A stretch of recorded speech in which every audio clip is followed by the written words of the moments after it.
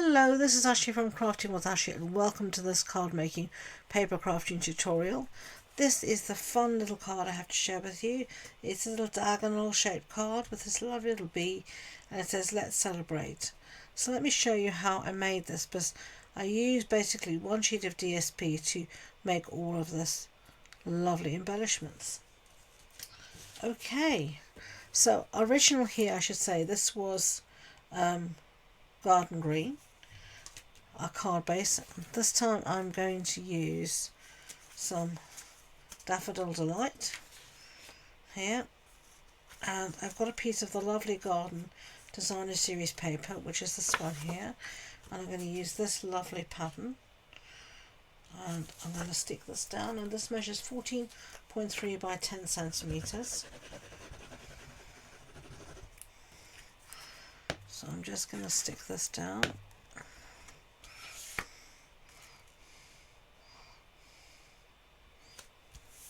Like that. And then I've got a piece here of basic white, the same measurement. I'm going to use just for an insert.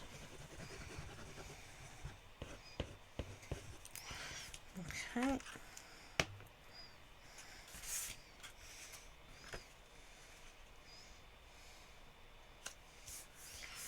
Like that.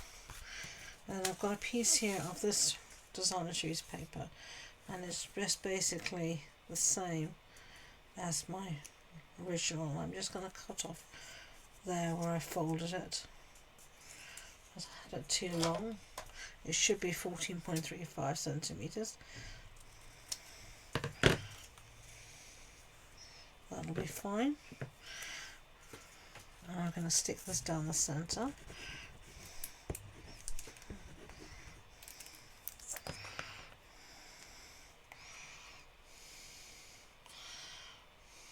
There we go. Looks fine to me. And then I have here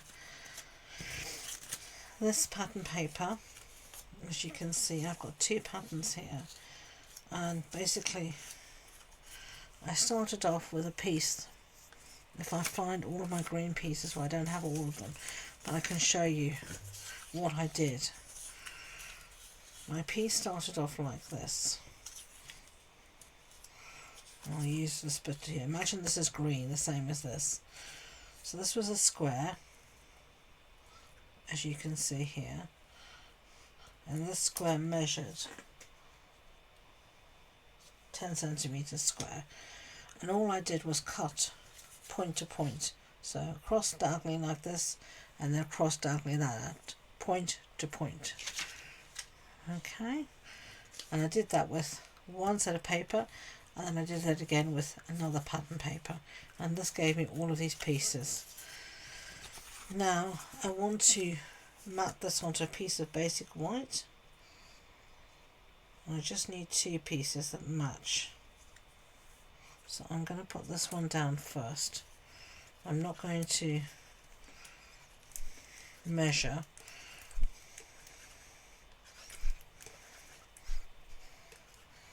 because I want a very thin mat around here. You could use a thicker mat like I normally do, ½ centimeter, but I want it to be just a tiny slither, so I'm just going to do it by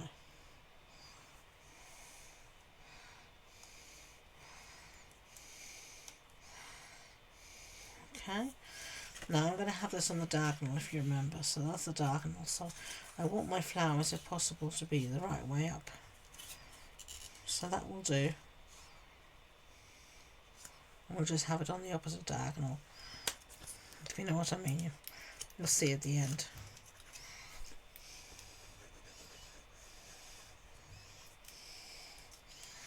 So I'm going to butt this up to my piece of green.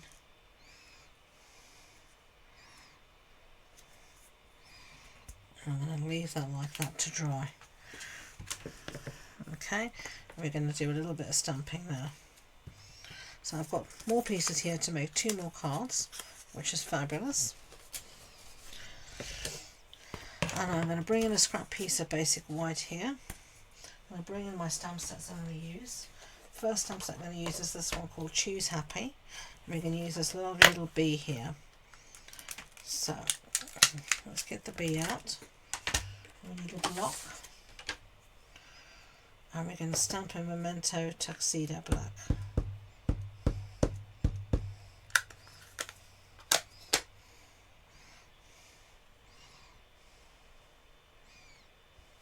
Just like that. Perfect. Give this a little clean. And we can put that back in its home. And then I'm going to use a punch, and this is the 1 3/4 inch punch. I love my circle punches, absolutely adore them. If you know me, I'm definitely a punch girl. I'm going to punch that out, so simple and easy. And we're going to do a little bit of colouring. I have here a Daffodil Delight marker. I'm going to colour my bee using that. And then I'm going to use my Pool Party for the wings.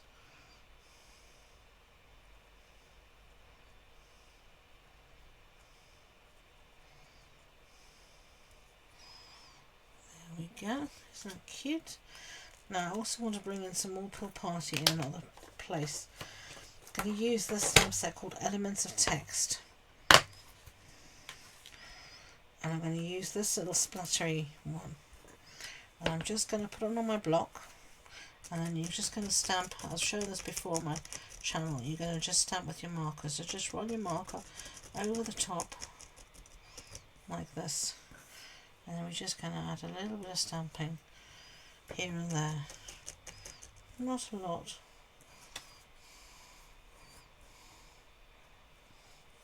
just in 2 or 3 places.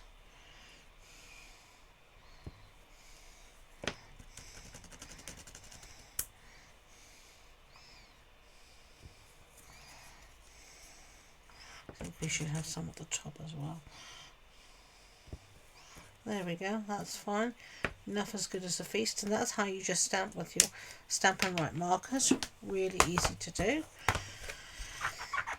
And I love this stamp set called Elements of Text.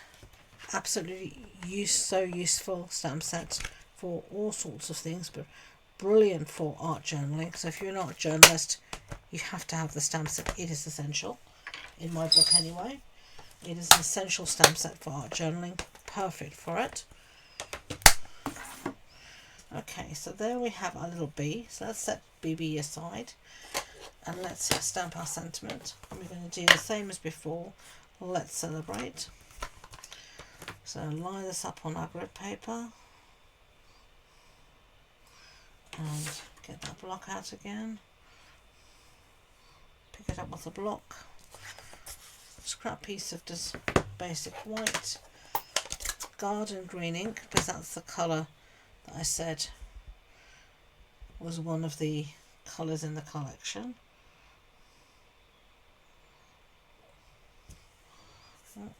Mush that up a bit. Let's try the other side.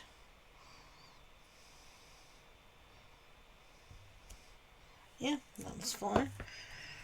Perfect. Give it another clean.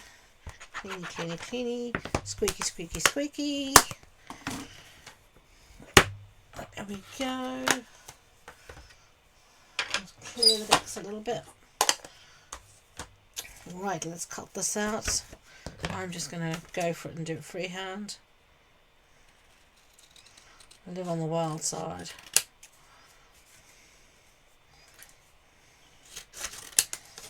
Okay, so save that for later. That is unusable. I'm trying to use all of my scraps nowadays, but some of them are just too small to use, and you just get too many of them. So that will do fine. Let's celebrate. Perfect. I'm going to pop this up on some dimensionals. So I'm going to use what I've got here.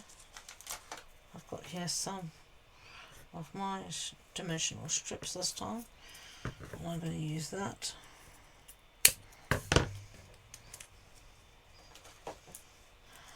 I'll just put that little bit there on my dimensional. so good when you've used up a whole sheet. You know, you've got your money's worth there. Okay, let's bring back in our card here. And where was that piece we stamped just now? We put the colour. Does this happen to anyone else? You put something down and it just seems to do vamoosh. Where did I put it? Here it is, hiding from me. Okay, and we're going to cut this out again using my scissors. I should say scissors with a longer blade makes this so much easier to cut straight. Or that's what I found anyway. It's when you're cutting tons of little pieces like that it goes all over the place. Okay, so ours is going to be like this time. So let's pop this up on some dimensionals.